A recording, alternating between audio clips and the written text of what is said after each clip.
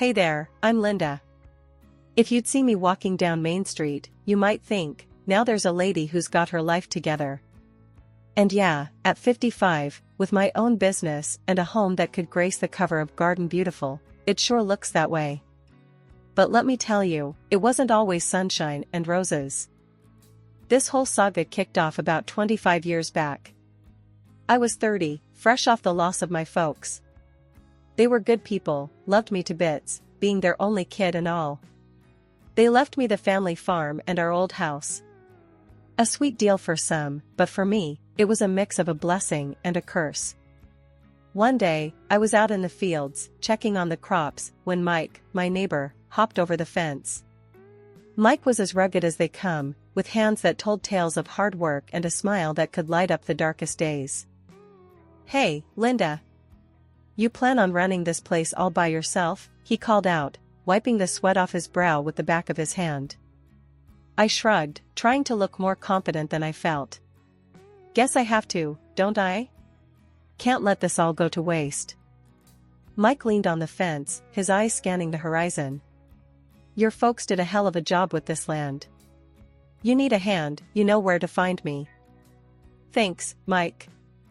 I might just take you up on that," I replied, offering him a smile. That was the thing about our little community, we had each other's backs. But deep down, I knew if I was going to keep this farm afloat, I needed more than casual help. I needed a partner, in every sense of the word. Enter Michael, or as I liked to call him, my saving grace. He was a city boy, looking for a slice of country life, and boy, did we hit it off.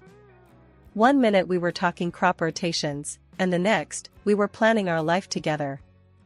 One evening, after a long day's work, we sat on the porch, our hands intertwined, watching the sun dip below the horizon. "Linda, this place, it's got potential. With a bit of elbow grease, we could really make something of it," Michael mused, his voice full of hope. I leaned my head on his shoulder. "I know. It's just daunting, you know? It's not just a farm, it's my legacy." He turned to me, his gaze serious. "And it's our future. I'm in this with you, every step of the way." That's how our journey began. Together, we poured our hearts and souls into the farm. It wasn't easy, far from it. Life on the farm with Michael was like riding a roller coaster without any brakes, thrilling, terrifying, and utterly unpredictable. Then David came along, and suddenly, the stakes were higher than ever.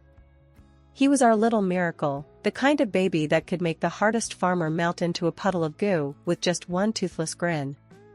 Michael was over the moon, but he was also practical to a fault. One night, a few weeks after David's arrival, we were sitting in the dim light of our living room, the baby finally asleep after what felt like an eternity of fussing. "Linda, you're spoiling the boy," Michael began, his voice low, trying not to wake David. "He needs to learn the value of hard work, just like we did." I'd brush off his comments, too caught up in the love I had for our son. "He's just a child, Michael. There's plenty of time for all that." But Michael was right. In my desire to give David everything, I might have given him too much of the wrong thing. It was a lesson I'd learned the hard way, but back then, I was too blinded by love to see it. Those early days turned into months, and months into years. David grew like a weed, and with every inch, he seemed to gain a new spark of curiosity about the farm. Michael was in his element, teaching David how to care for the animals and the crops. I watched them, my heart full, even as a small part of me worried we were setting him up for a life of hard labor. "Mom, look!" David would shout, running towards me with a new discovery, a frog or a particularly shiny rock. His eyes were always so full of wonder, it was contagious. "I see, honey. That's amazing." I'd respond, matching his excitement, even when I was dead on my feet from the day's work. But it wasn't all sunshine and play. The farm demanded a lot from all of us, and there were days when the tension ran high. Michael and I would sometimes clash over the smallest things, the stress of the harvest or a sick animal turning into a much bigger argument. David's laughter became the soundtrack of our lives, a constant reminder of what we were working so hard for. And even on the toughest days, when the crops were failing or the bills were piling up, one look at our son's smiling face was all it took to remind us why it was all worth it. Then, tragedy struck. Michael fell ill, and despite a fierce battle, we lost him. It gutted me. I tried to keep things together, but grief has a way of eating at you, and I found comfort in food more than I should have. I was a shadow of my former self, lost in sorrow and stress-eating my way through the days. When David came back home, fresh out of college, he didn't come alone. He brought his wife, Liz, who carried herself with an air that said she'd rather be anywhere but here. The moment they stepped through the door, I could feel the judgment hanging in the air, thick and suffocating. David didn't waste any time. "Mom, what's happened to you? This isn't okay. You've let yourself go." His words stung, a harsh reminder of how far I'd fallen. I wanted to lash out, to tell him he had no idea what I'd been through, but the look of disappointment in his eyes silenced me. Liz's gaze was even worse, full of disdain as she scanned the room, her nose wrinkled as if she'd smelled something foul. "We're actually going to live here," she whispered to David, loud enough for me to hear. Despite everything, they agreed to stay. "But things are going to change around here," David declared, a tone in his voice that brooked no argument. In my heartache and loneliness, I clung to the hope that having my son home would help heal the gaping wound left by Michael's passing. So, when David suggested he take over the legal management of the farm, I didn't hesitate. "If you think that's best," I murmured, signing over the rights with a shaky hand, unaware of the consequences this decision would bring. Life took on a new kind of normal, one where I felt more like an outsider than the matriarch of the home I'd built with Michael. David and Liz made changes, big and small, and with each new decision, I felt my connection to the farm slipping away. The final blow came one quiet evening, as I overheard David and Liz talking in the living room. "We need to make some real changes around here, Liz. It's time to think about our future, not just cling to the past," David said, his voice firm. Liz's reply was cold, calculated. "Exactly.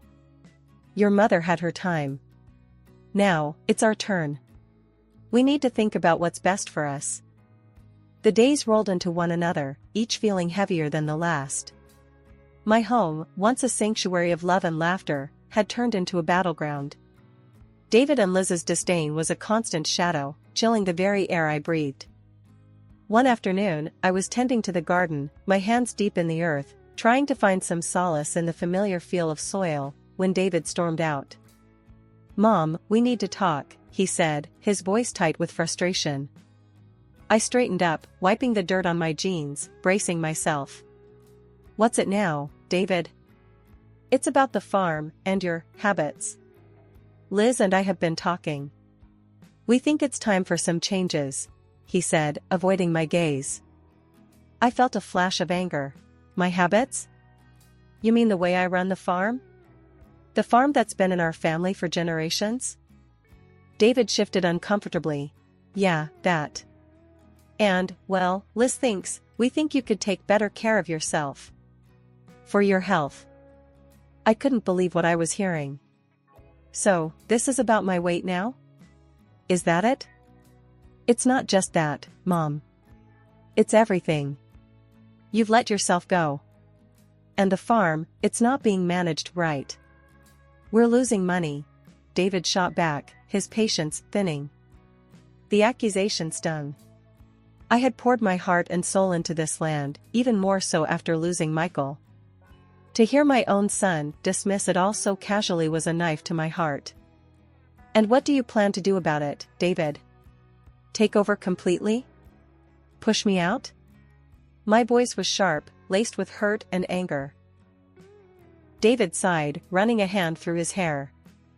"I don't know, Mom. But something's gotta give. We can't go on like this." As he walked away, I felt a profound sense of isolation. My son, my flesh and blood, was turning against me, blinded by his wife's contempt and his own ambition. A few days later, Liz cornered me in the kitchen. Her usual disdain was replaced with a cold, calculated look. You know, you could try a little harder, Linda. Make yourself useful. Maybe get a job, help out more around the house, she said, her words like ice. I clenched my fists, struggling to keep my composure. I've done nothing but work my entire life, Liz. For this family, for this farm. And I don't need you to tell me about being useful. Liz laughed, a cruel, mocking sound. Useful? Please. You're dead weight around here. David and I are the future of this farm. You're just in the way. Her words ignited something within me, a fiery mix of rage and determination. This farm is my life, Liz. I won't be pushed aside, not by you or anyone else. She smirked, clearly amused by my defiance. We'll see about that, Linda. We'll see. As she sauntered out of the kitchen, I was left with a swirling mix of emotions. Fear, anger, but above all, a steely resolve. David and Liz might think they could break me, push me out of my own home, but I was made of sterner stuff. I realized then that this was more than just a fight for the farm. It was a fight for my dignity, for my place in the world. I wasn't going to let them win. Not without a fight. The betrayal cut deep, but it also woke a sleeping giant within me. My love for David was unwavering, but I knew that love could be tough, it could demand standing up for oneself. I had lost my way, drowned in grief and self-pity, but no more. Things at home had gone from bad to unbearable. Liz, my daughter-in-law, wouldn't lift a finger to help around the house. Cooking, cleaning, it all fell on me. But it wasn't just the extra chores that wore me down, it was her words, sharp as thorns, always ready to cut. You know, you smell like the barn, right? And your clothes, it's like you roll in manure for fun, Liz sneered one day as I was preparing dinner, her nose wrinkled in disgust. I tried to brush it off, keep the peace for David's sake. Well, it's a farm. It comes with the territory. She laughed, a harsh, grating sound that made my skin crawl. Maybe get a manicure sometime, huh? Try not to look so hillbilly. I felt a lump in my throat, the loneliness and unhappiness pressing down on me. This wasn't the family life I'd imagined. Things escalated when I mentioned a dentist appointment I had coming up. David, my own son, blew up. You're just another bill, you know that? Everything about you is just more money down the drain. His words stung, a betrayal that cut deeper than any of Liz's jabs. My home, my sanctuary, had become a prison. I remembered Michael's warnings about spoiling David, how I brushed them off. Now, those memories haunted me, a bitter reminder of my mistakes. Then, the final blow came. David, with that cold, determined look in his eyes, announced, "We're selling the farm. Moving to the city. It's all set, buyers lined up and everything." Panic gripped me. And what about me? What happens to me? Liz's laugh, cruel and mocking, was the only response. Oh, you think you're coming with us? Dream on. You can stay here. Maybe someone will take pity on you. Their words echoed in the empty house, a stark reminder of how alone I was. My family, my home, my whole life, it was all slipping away. But something inside me snapped. I wasn't going to let them erase me, not without a fight. My voice, steady despite the turmoil inside, challenged them. You think you can just throw me out, just like that? This is my home too, and I won't go down without a fight. David's face hardened. You don't have a say in this anymore. We've made our decision. I stood my ground, my resolve hardening. We'll see about that. I'm not as helpless as you think. As they walked away, leaving me in the silence of my betrayal, I knew this was more than just a fight for a piece of land. It was a fight for my dignity, my legacy, and my rights. I might have been down, but I wasn't out. Not by a long shot. After the shock wore off, anger and determination took its place. I wasn't about to let my son and his wife bulldoze over me. I knew I needed help, someone who knew the ins and outs of the law. That's when I thought of Tom, a lawyer friend of Michael's. I hadn't spoken to him in years, but desperate times called for desperate measures. I picked up the phone, my hand shaking slightly. "Tom, it's Linda.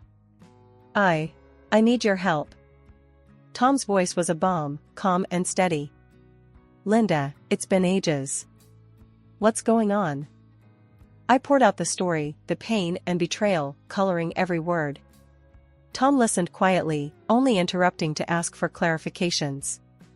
When I finished, there was a heavy silence. "Linda, I'm sorry you're going through this. But I think you've got a strong case. Let's meet tomorrow, go over everything. We'll find a way to fight this." Hanging up, I felt the first glimmer of hope in what felt like forever. The meeting with Tom was a revelation. He dug through the deeds, the wills, and all the legal documents my husband had left behind. "Michael was a smart man," Tom said, pointing to a clause in the documents. "He made sure you'd always have a say in what happens to the farm. Your son can't sell it without your consent." Armed with this knowledge, I confronted David and Liz. They were in the living room, going over plans, their dreams of the city life spread out on the coffee table. "I spoke to a lawyer," I said, my voice stronger than it had been in days. David looked up, annoyance flashing in his eyes. "And what? You're going to sue your own son?" "If I have to," I shot back, the documents clutched in my hand like a shield. "Did you know your father made sure I'd always have a say in the farm? You can't sell it without my consent." Liz laughed, but there was a hint of nervousness in it now. "She's bluffing." But I laid the documents on the table. "I'm not bluffing. This is the truth. You want to fight this? Go ahead. But you're not going to win." The change in them was immediate. The confidence, the smugness, it all evaporated, replaced by uncertainty and fear. The revelation hit David like a physical blow. His anger turned to fury, a venomous look directed at me. "So, this is how it is? You'd rather see us ruined than help your own son?" "It's not about ruining anyone. It's about protecting what's mine. What your father and I worked for," I replied, my resolve firm.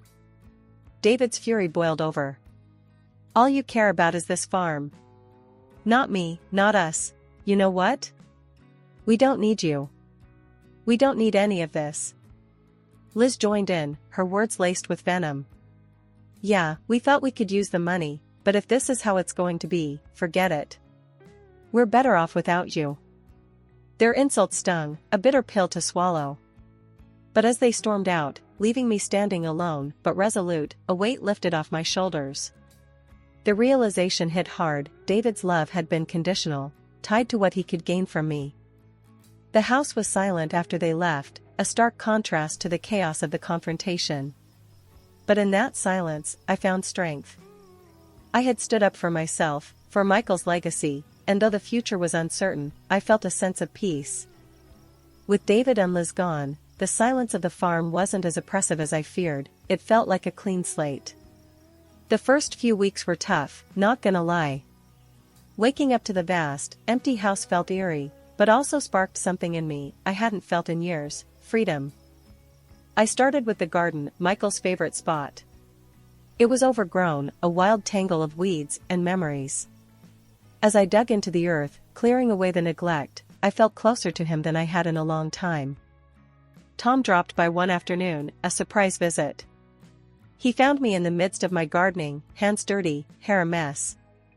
"Making progress, I see," he said, a warm smile on his face. I stood up, brushing the dirt off my jeans.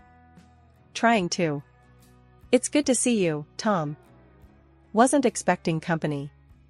He helped me up, his hand steady. "I figured you might need some cheering up. Plus, I wanted to see how you're holding up." We walked around the farm, Tom listening as I shared my plans, my hopes for the future. It was easy talking to him, easier than I expected.